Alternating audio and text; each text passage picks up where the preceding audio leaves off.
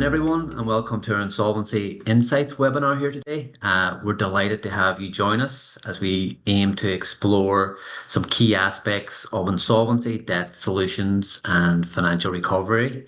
Today, we have three fantastic speakers. We have Gary Scott, Ronan Duffy, and Keith Farry today, all who bring a wealth of experience and expertise in personal and corporate recovery and insolvency, financial restructuring, and the legal frameworks. So to start us off today, Gary is going to discuss director duties for us. Over to you, Gary. Thanks, Damien. Look, thanks everyone for joining us today.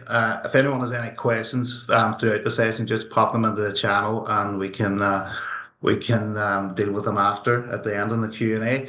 But let's just dive right on. So I'm just going to share my slides here. So hopefully everyone can see that. So what we'll firstly we're going to look today is investigations and directors' duties, particularly whenever a company moves to insolvency.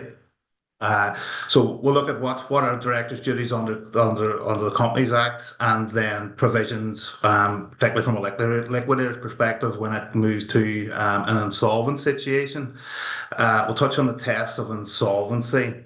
And then the risks for directors whenever a company is in that sort of twilight zone, which is in the period leading up to liquidation.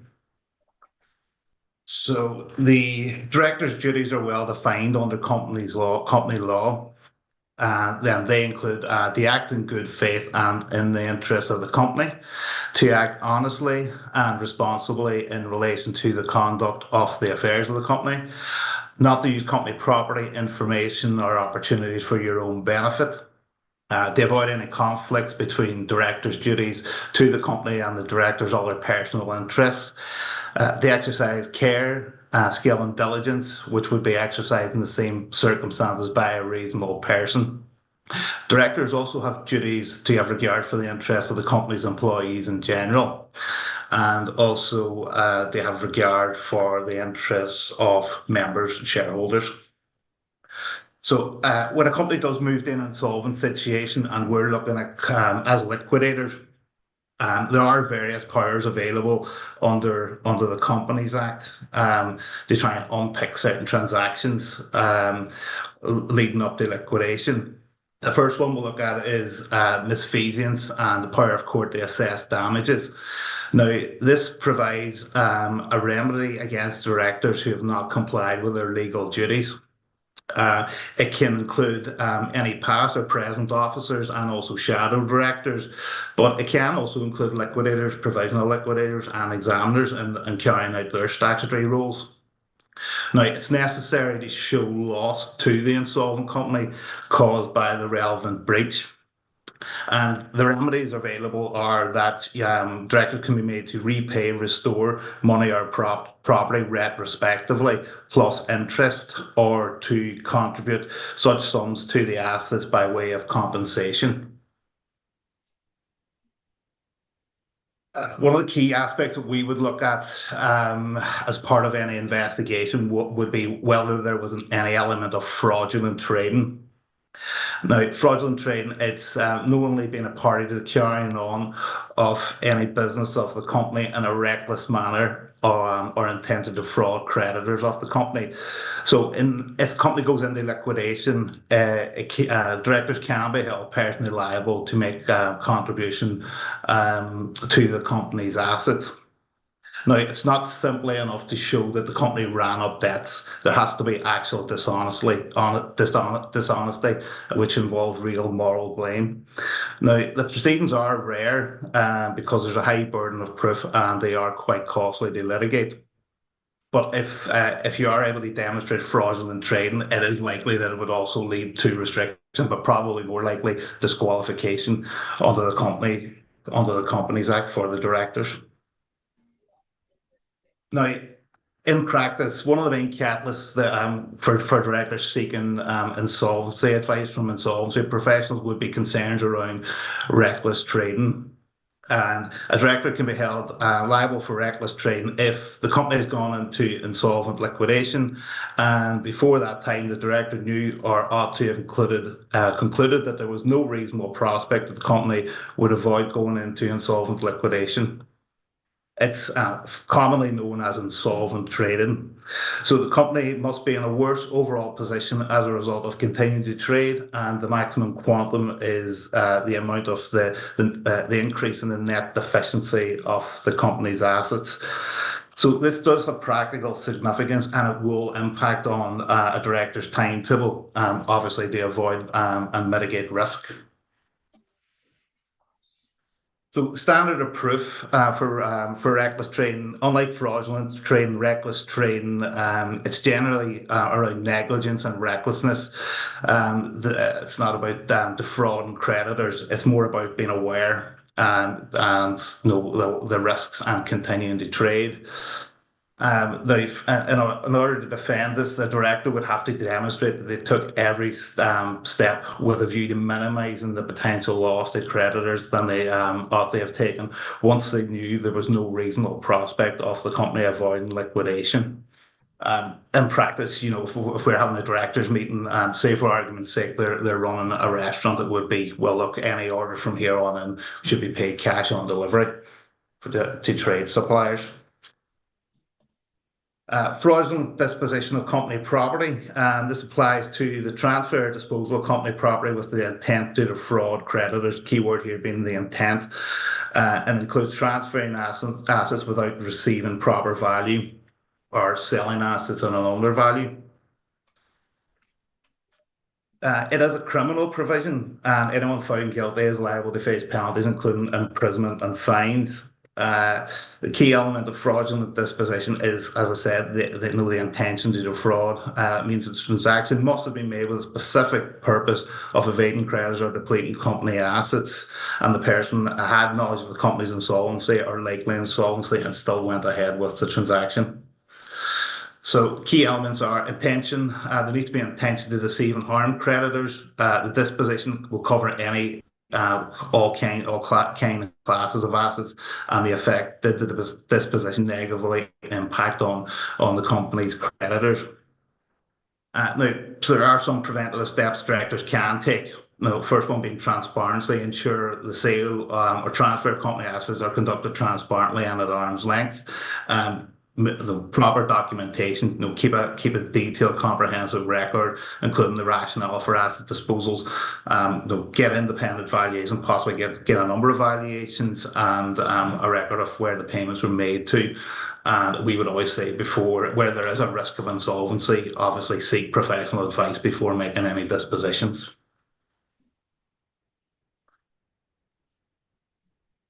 So unfair preferences, which they're actually quite common in practice when we're looking at from a liquidator's investigations. So certain transactions can be set aside if they were carried out with the intention of the director to prefer one creditor over another. So it applies where the company does anything to put a creditor or guarantor in a better position on liquidation than they would have always been in. Look back period typically is 6 months, but that is extended to 2 years where there is connected persons involved. And common examples would be if there wasn't sufficient money to pay all creditors in full at a point in time, but sorry, cherry pick and pay some. The other common one that we would typically see would be paying creditors who hold personal guarantees, which would normally bank lenders.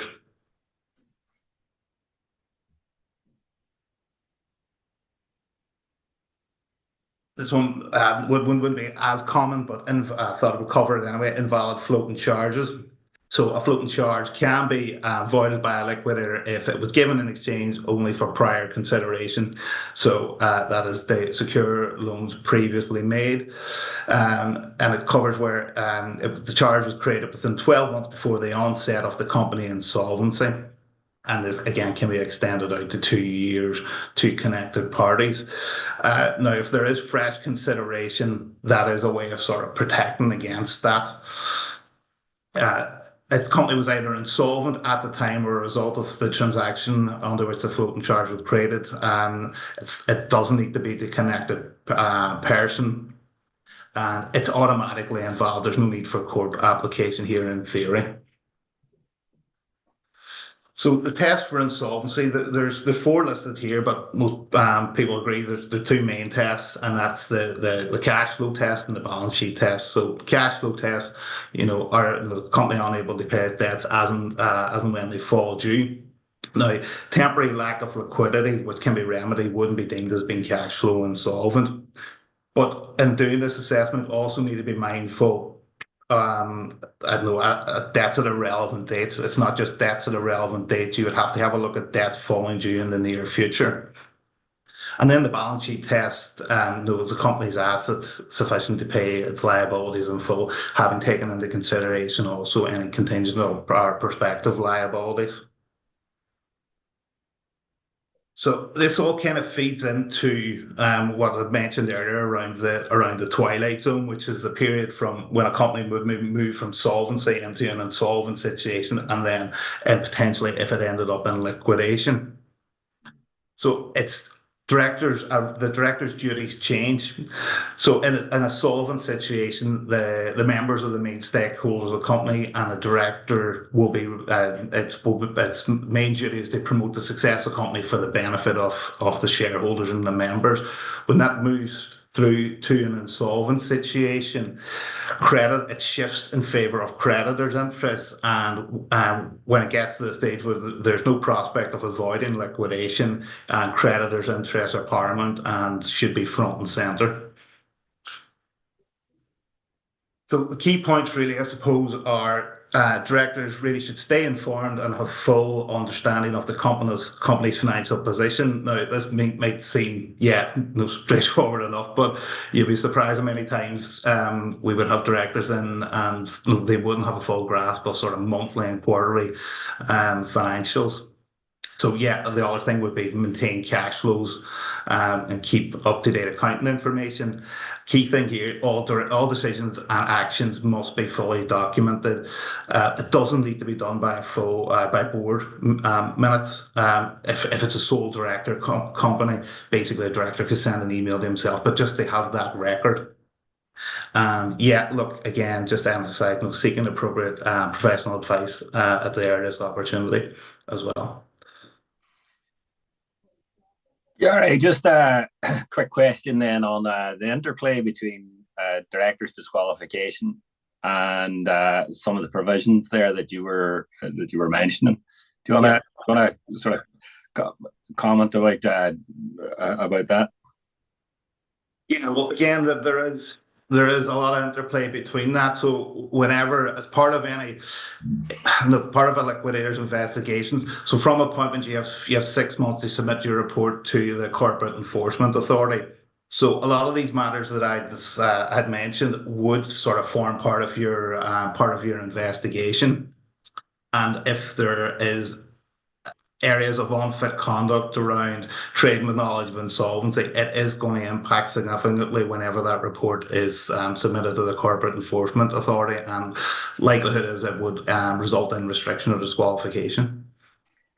Again, I think one of the interesting factors is a lot of those provisions that you talked about, where it's a fraudulent, where it's a criminal bar, threshold.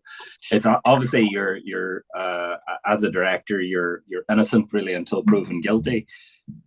The reverse is true when you're doing the reporting to the office of director corporate versus. It's the only thing that I can think of I've ever encountered in my life where it was you're presumed guilty until proven innocent, and the director has to effectively demonstrate that they acted honestly and responsibly throughout their conduct of a company. And I can recall examples where we've provided sort of detailed reports on the directors. I remember one that went to about 4 or 5 pages of actually actions that the director had taken that were sort of considered that they had acted honestly and responsibly. And I remember sort of the feedback, from the director or the office director of corporate enforcement was, is that it? Is there anything more? And I was like, they've kept their Holy Communion money. I mean, I don't know. I mean, it was just seemed so crazy that that is the presumption that they're, from a disqualification point of view, you're guilty until proven innocent.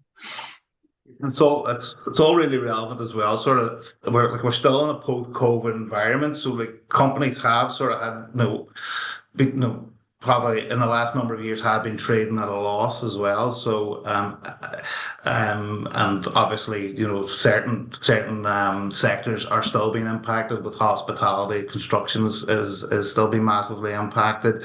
So and there had been the warehousing of debts as well. Yeah, good point. So yeah, look, as I said, look, sort of directors documenting their decisions is very, very important. Yeah, absolutely. We have a question here. Maybe we could take it now. It's sort of relevant to what you were saying there. So a loss-making construction company runs up a loss in trade during a project over a few years and wants to offset losses to its other trading company under group relief. Can it retain the loss-making company for future trade once no unpaid creditors arise? Is there guidelines for loss-making companies in company law? Yes. Yeah, look, we'll maybe have a look at that and come back separately on that. A detailed response. It really depends on sort of obviously if the company is insolvent, and it's been loss making. It has those. It's different scenario if the company is part of a group and remains solvent or is supported by the other group companies. However, as Gary said, there's obviously restrictions with regards to the revenue commissioners, and you need to be very careful not to fall foul of those. Great, perfect, guys. Thank you, Gary, as well. So next we're going to have Ronan and Keith, and Ronan and Keith's going to discuss sort of current personal insolvency challenges that we have in Ireland, and maybe possible solutions, considerations for us as well. So we'll pass you over to Ronan and Keith if that's okay. And Conal's going to share some slides for us. Hey, Conal's doing my slides because I can't quite figure out how to do it because I'm actually on an iPad rather than my laptop. So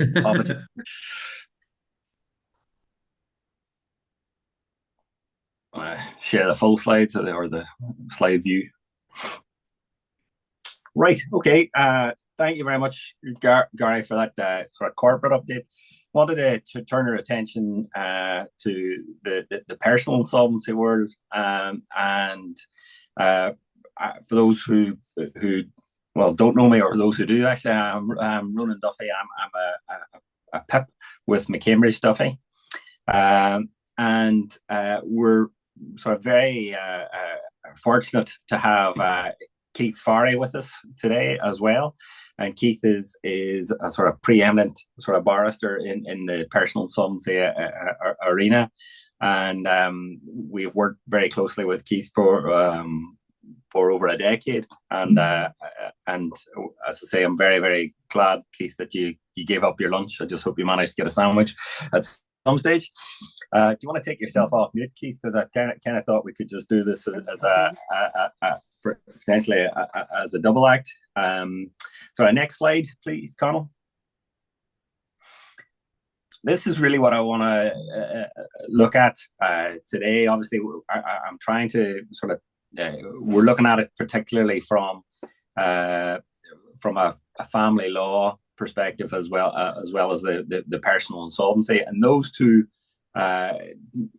different arenas do create a stress and a strain, and it throws up sort of some sort of interesting sort of interplay, and we're going to touch on that, and that's why I'm sort of very glad that Keith's here to sort of to keep us right. Going to look at sort of just really sort of some of the solutions and considerations for you to when you're advising your client or advising a debtor. But next slide, Carl. The current landscape that we find ourselves in personal insolvency in Ireland is this. If you actually think about it, it's going back to the first case under the Act, was back in 2012.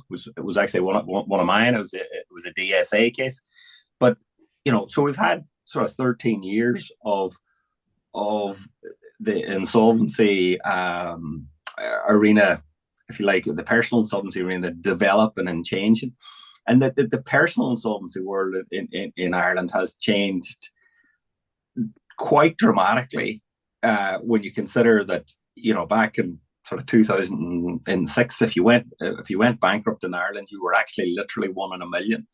So we've actually evolved now that we have a body of legislation and we have the necessary legislation framework, and we have a body of precedent that has sort of helped drive that. Where we find ourselves at the minute, obviously, there's still sort of post-COVID economic challenges, and then sort of the impact of inflation and sort of energy prices and so forth. I coupled that with the actual housing crisis that as a country that we've had to face. So it throws up then in the personal insolvency area, it throws up some sort of quite specific issues as the people as PIPs have worked with debtors and creditors trying to find their solutions for a lot of these cases. It kind of meant that a lot of difficult cases were left behind. A lot of the difficult cases were kind of, we'll come to that later, as you focused on trying to get through it. And we're left with a cohort of aged debtors. And quite often they are, because of approaching retirement or their timescales to retirement, they have an impacted debt repayment capacity.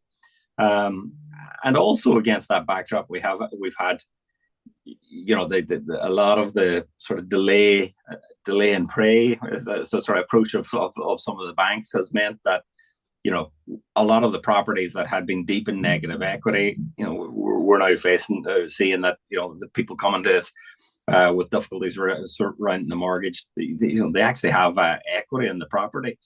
Again, in terms of the changes, Ronan, I suppose the legislation changed, the solutions changed. Yeah. Then next thing, the creditor changed. Yeah. And that it was AIB or Bank of Ireland that delay and pray. We don't have a solution right now. We'll park that. We'll deal with the easy cases. Mm-hmm. Next thing, like you're saying, we're a decade later. You now have people that were 50 that are now 60 or beyond. People that were, still working are now retired. And the delay and pray didn't work for the banks in many respects. They didn't keep the loans and sort it out later. They shifted it on. And now you have the new change, which is an investment fund that in principle will give you a discount. So from, in general, it's not word on the street that you will get a discount, but for the most part, that's a lump sum discount. Yeah. Equity in properties now, they want quick solutions. So they want you out. They'll give you a discount to get out. So you have to look at that in the context of what you're saying there. If you have equity in the PPR, great, property prices are booming, but it also probably means that at age 60 or 70 or beyond, realistically, there isn't enough equity for most people, even in the Dublin market, to trade down. So you have this cohort of debtors that are, 60 plus, 100 grand of equity, no real income, or if they do have an income, a limited lifespan left of earning capacity, as distinct to lifespan as well. And then you have the change of creditors and creditor attitudes, that you have your Peppers and Everyday Finance coming into the market and saying, we're more aggressive. We have these possession orders that AIB got in 2015 that have sat dormant for 5, 7, 10 years, and that they now want to execute it. And I'm guessing you guys see it before me, but those I assume are the borrowers that are ringing. They've gone to their solicitor or accountant. They've been told, well, we can't get through to an investment fund, and that isn't a criticism of the solicitor or accountant. It's more the fund. How the fund has structured themselves. Yeah. And what does the PIP do? And that's where they end up at your door saying, right, what solutions does personal insolvency have? Yeah. Yeah, no, it is tricky, but it kind of, I mean, I know we got to look forward a little bit, but I think over that sort of 10 years that you were talking about, Keith, when a lot of the banks were implementing delay and pray sort of obstacles, we were pointing out, yourself and ourselves included, these are at best Pyrrhic victories. So you're delaying it, but what is the solution? What is the outcome? And here we are 10 years later. They've shoved it off their books. So I think the arena, sort of the personal insolvency arena, has changed dramatically. But one thing that I think it is one thing it is worthwhile sort of bearing in mind is that we now actually have a statutory framework of solutions, which, back in 2008, we didn't have that. So we now obviously have, depending on the level of debt and the circumstances, we have, debt relief notice, debt settlement arrangement, a personal insolvency arrangement, and, bankruptcy was there. Bankruptcy's been with us since 1571, but in actual fact, it's now dramatically changed, so that it is, actually a viable option, and it doesn't have sort of some 12-year-long tail, etc. Connell, you want to punch the next slide? Just want to touch, just to help try and set the context as well, the mortgage arrear stats. We're looking at, almost 28,000. This is obviously at the last quarter last year. 28,000 PDH mortgages are over 90 days. Now, admittedly, it's 4% of all accounts, and people are sort of patting themselves in the back that it's the lowest level since Q4 09. It's still 28,000 families, still 28,000 people who are unbelievably stressed, unbelievably worried about their circumstances, and don't really know what they can do about it. As Keith was alluding to there, I think also the second bullet point there is that non-banks entities holding over 60%. It just shows you that that's up from 50%. The banks continue to offload these non-performing loans, and really the driver for that is sort of some of the Basel III capital accords, and that they're just trying to get it shot off their books and clean up their balance sheet. And so, and there's sort of perfect good reasons why they're doing that. But it is, it does, as I say, that 28,000 families in, going around with an unbelievable black cloud above them, 24/7. It's there in the morning when they wake up, when they go to their bed. That's in their thoughts, and it is very, very tricky. Connell, next slide. One thing actually I think is, and this comes on to the family law aspect that we wanted to touch on, is there's a variety of things that are insolvency triggers. Now, insolvency trigger may be that you lose your job, it may be that you have a bereavement, or but a significant insolvency trigger in Ireland, but also in other jurisdictions, is relationship breakup. Couples come together, they have their finances or joint. They've got a mortgage together, they got a property, they might have kids together, but things happen and relationships break up. I read, it was an academic paper in another jurisdiction, that over 90% of bankrupts in that jurisdiction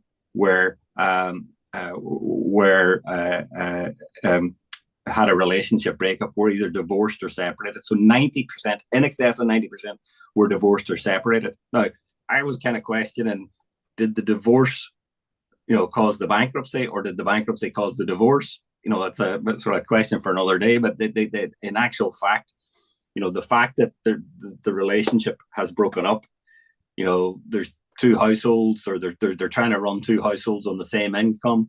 They might have a joint mortgage. Both parties remain liable for the joint mortgage.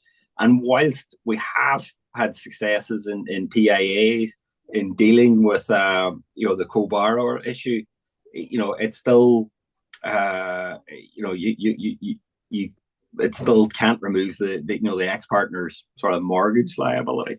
So I'm going to sort of ask Keith to comment then. Sorry, next slide, Connell, on some of the aspects of Connell. Next slide. Thank you. Just there, as I said at the outset, in my head, the simplistic view was always kind of like the family law kind of trumped insolvency law, and it was kind of more that you kind of went as an insolvency practitioner, you kind of went along with whatever the courts had determined in the family or the matrimonial proceedings.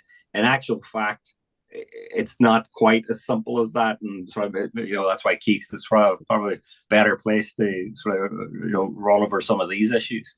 But to set the context of it, it was a McCambridge Duffy case back in 2017. It was Dara Duffy, one of the other practitioners in your practice, a case called Re-JD, a High Court decision from Miss Justice Baker, who then obviously went on to be the insolvency judge that delivered the decision in the Supreme Court. Miss Justice Baker dealt with how personal insolvency could help and assist in a family law situation where one party was left in the house, that one party wanted to keep the house, that one party wanted to restructure the mortgage, and the bank wouldn't play ball.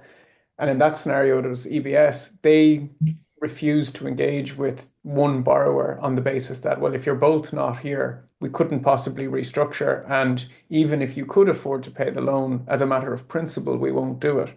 Now, Miss JD couldn't afford to pay the loan. She needed a write-down and she needed a restructure. So she needed the full PIP toolbox of tricks plus the help of the court.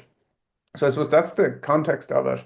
There is a High Court jurisprudence from very eminent and respected judge that says a PIA can be proposed by one borrower, even where the other borrower is fully not engaging.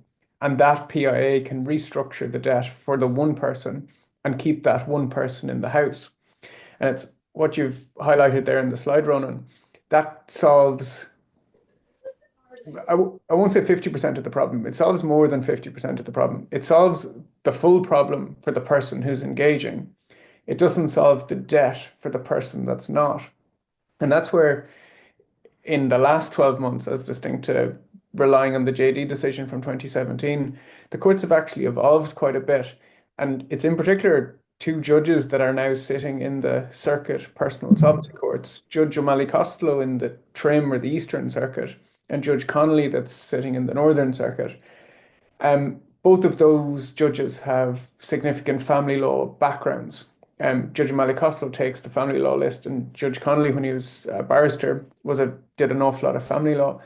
And they've both started to drag family law cases into the personal insolvency court and tell both parties, when they're fighting and squabbling about maintenance and the keeping of the house and where is everybody going to live, to go and get the advices of a PIP or two PIPs, or go to a PIP practice like yours, I guess, that has 2 or 3 PIPs. They can choose. Husband can go to Ronan and wife can go to Dara, or whatever mix within the PIP practice, whoever they feel comfortable with.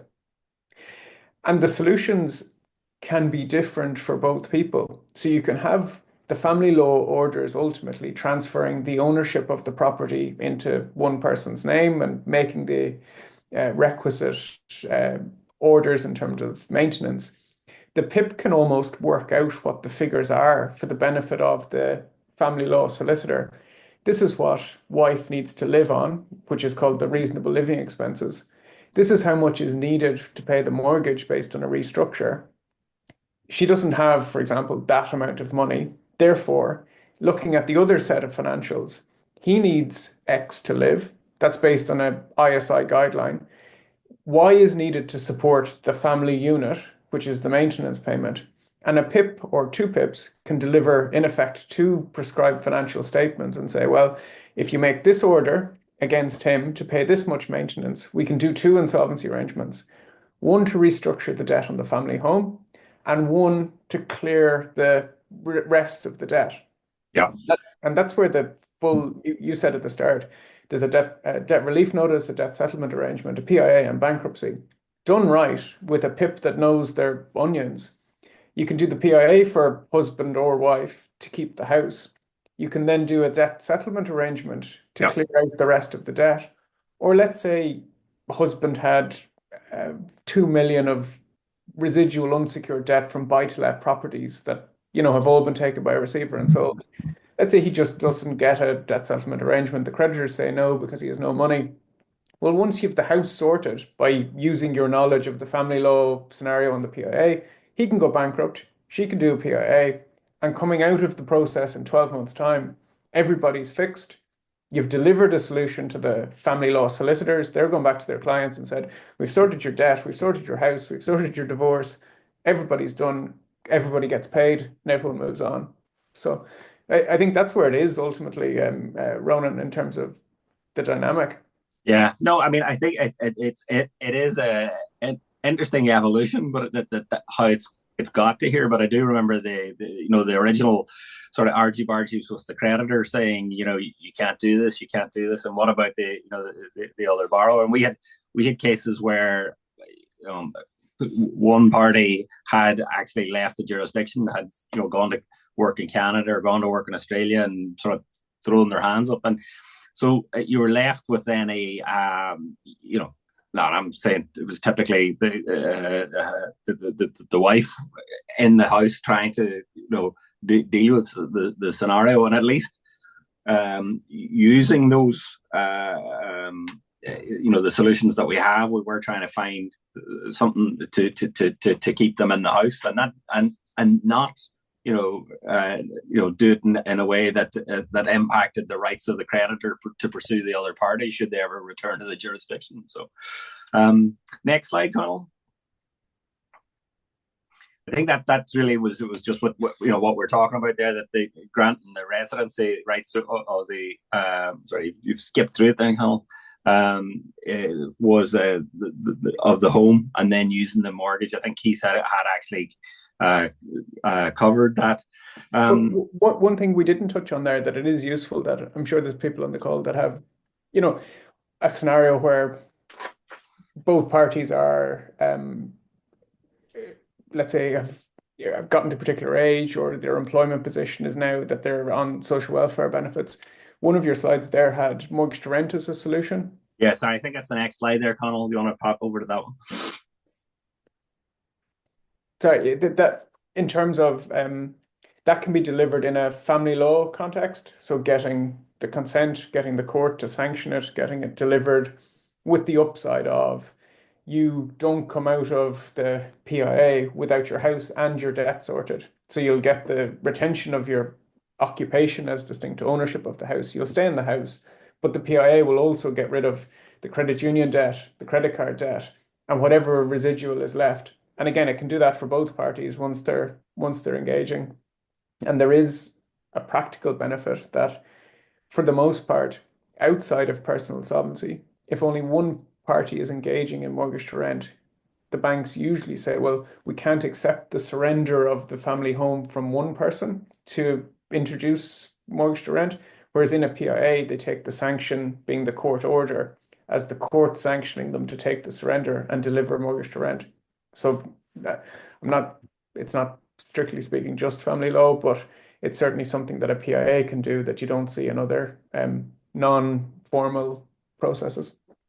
Yeah, and I think the other one is like the repossessions, as Keith had said, the ones that were sort of previously obtained and not actioned.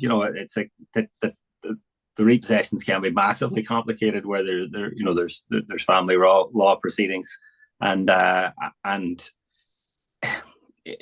often it gets so complicated. It's like that no one can see the sort of a path almost a way forward, and that's where the PIP comes in.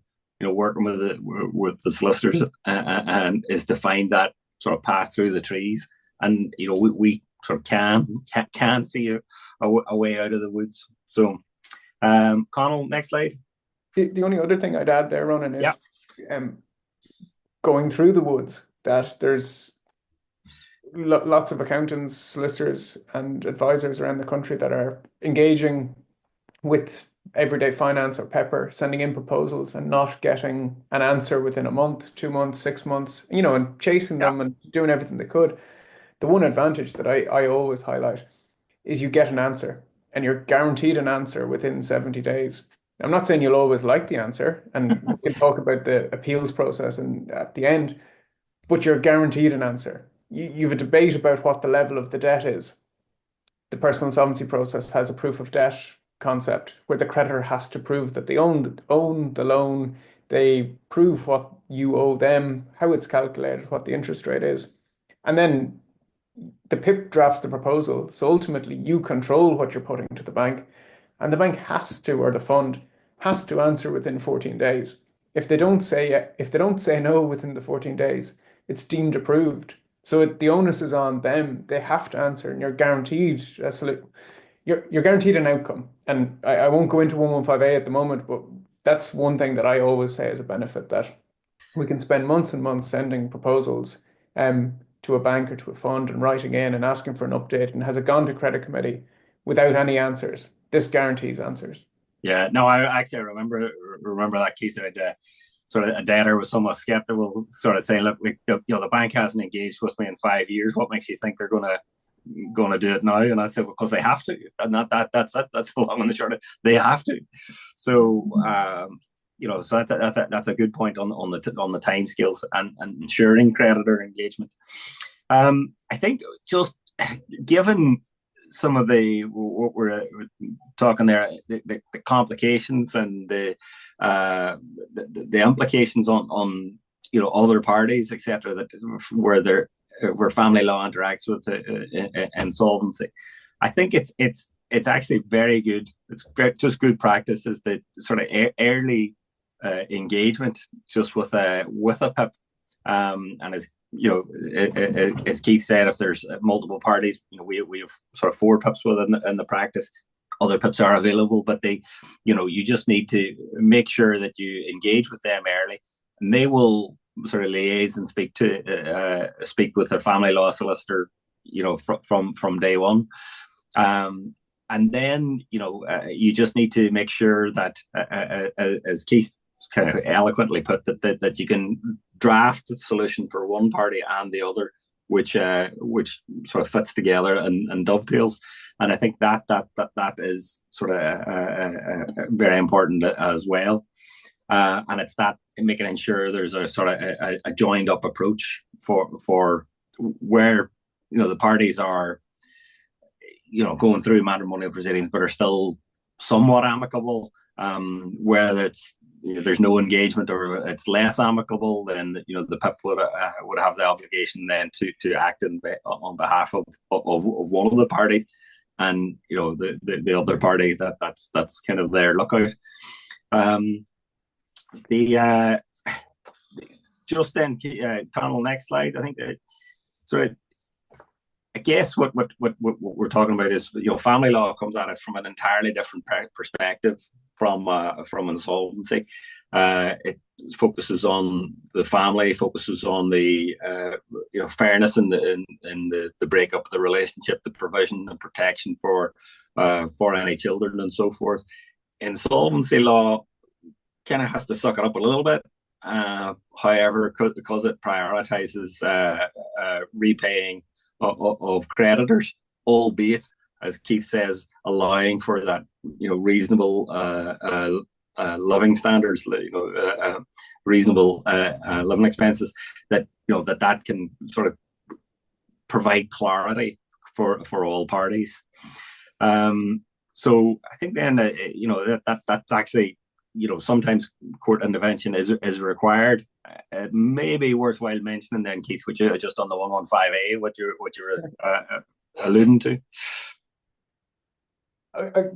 Yes, and then I'll give you a recent example that if you make, you've gone through to just keep it in family law confines, you've gone to your family law solicitor, you're in the midst of a divorce, you have reached relatively amicable terms, you now want to implement them. One of the terms and conditions is that husband or wife is staying in the house but restructuring the debt.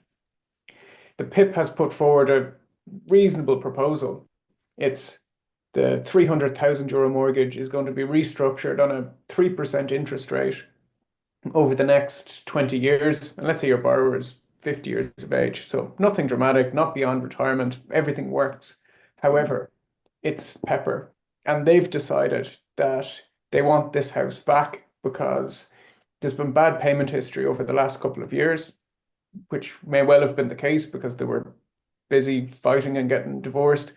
Pepper have decided that they don't want to restructure. They want the property back now, and they're also unhappy about the 3% interest rate. So that was the problem up until 2015. The banks had a veto. They said no to that proposal, and that was the end of the 70-day process that I referred to earlier. In 2015, because the banks weren't supporting write-downs, and I suppose vetoing a good majority of cases, the government introduced Section 115A of the Personal Insolvency Act to allow the PIP to bring an application to court to ask the court to overrule and override the bank veto. So that now is a fully functioning process with the guts of 10 years of jurisprudence behind it. That the process certainly takes, I suppose, 6 or 9 months to get through, but there's basic parameters and tests. And the most fundamental of which is the PIA fair and is it equitable? Is it unfairly prejudicial to creditors? So the good and the bad of the investment funds is that if Ronan proposes a PIA with a 3% fixed interest rate, AIB may well have been able to come in and say, well, actually, that's less than our cost of funds. We're only lending to new borrowers at 3.45%. That's unfair. It's loss-making.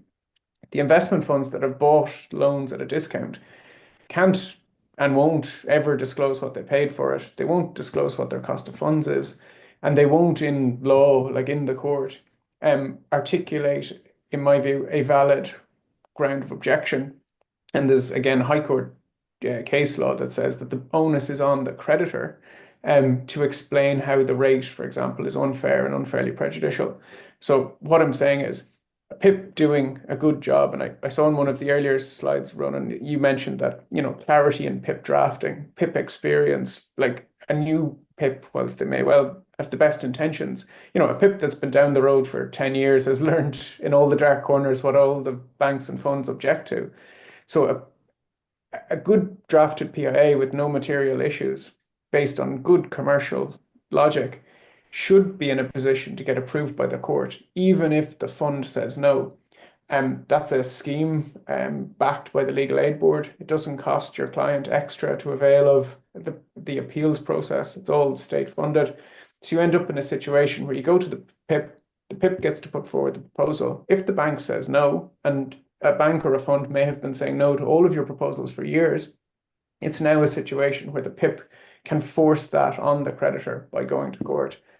And the only example that I was going to mention, Ronan, was only last Friday, the first, and this is a segue from the older debtors that we were discussing at the start.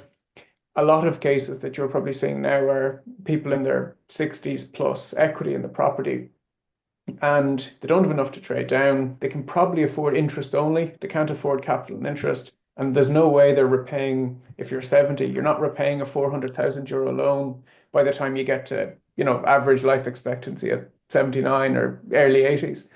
The High Court last Friday, so Judge Jones sitting who is the High Court personal insolvency judge, the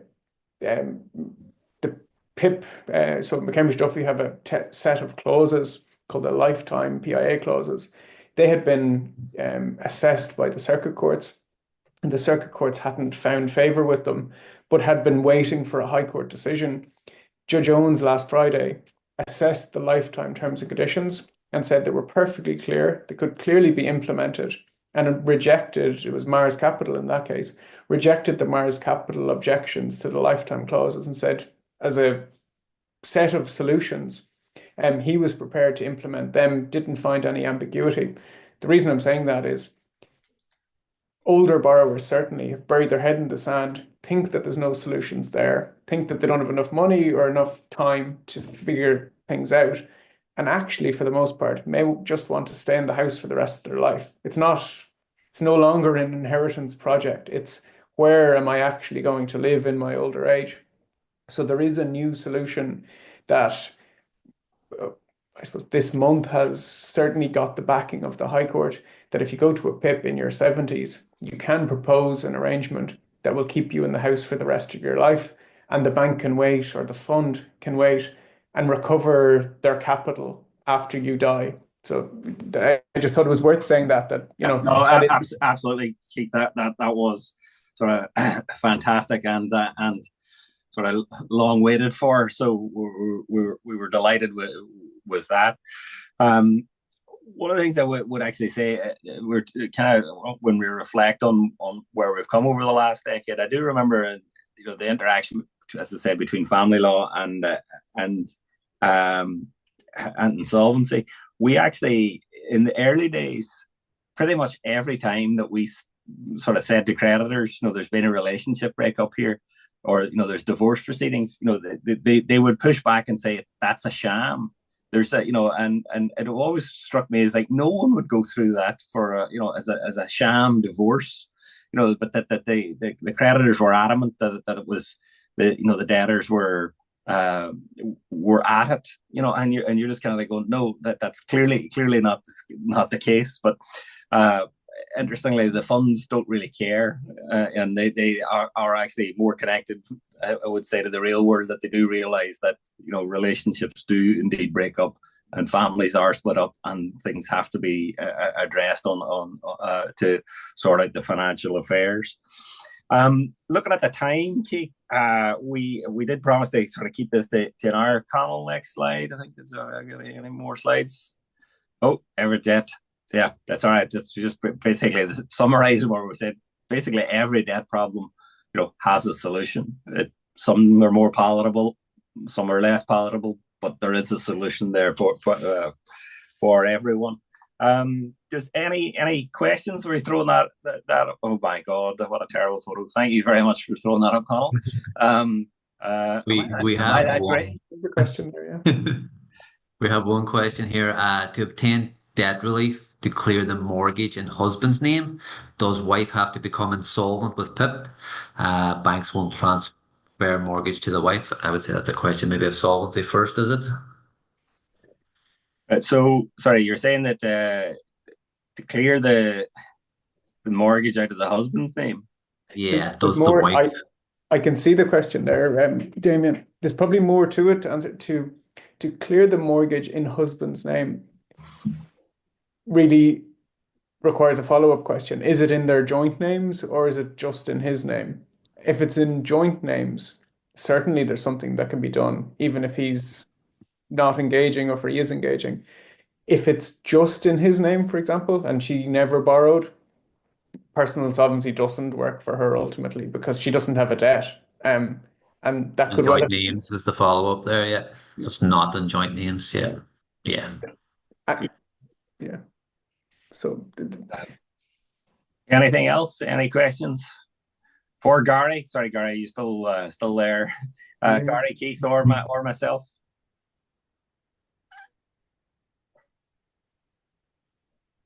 Free bankruptcy advice is there such a thing? I'm sure there is.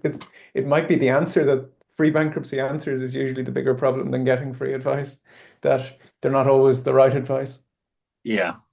No, I mean, listen. If you're going to go consider bankruptcy, you have to see a PIP anyway for them to give you a what's called a PIP report for you to sort of petition for your bankruptcy. It's as Keith said, there are people who will help you through bankruptcy. It's just making sure that you get somebody who is not a barstool PIP. They're not a barstool insolvency practitioner. We do provide a free initial consultation, a pretty detailed meeting, and would provide our debtors with their options, whether it be a PA, DSA, or whether bankruptcy is the best solution as well. And then able to sort of signpost them in the right direction. Okay. Anything else? No, that seems to be all the questions we have. Thank you. I just wanted to extend a sort of thanks to Keith for taking the time out. I do hope you get soup and a sandwich, and before you have to go into court next. Sorry, Gary, I hope you have a soup and a sandwich as well. So thank you very much for everybody for taking the time, and thank you very much, Damien, for having us. No, thank you very much. Thank all three of you. Insightful and valuable insights. We'll also thank as Ronan says, we'd like to thank everyone for attending, and we'll send a follow up email to everyone with the slides. And if you have any questions at all, please reach out. So thank you all very much, and have a lovely afternoon. Thank you. Bye now. Bye bye.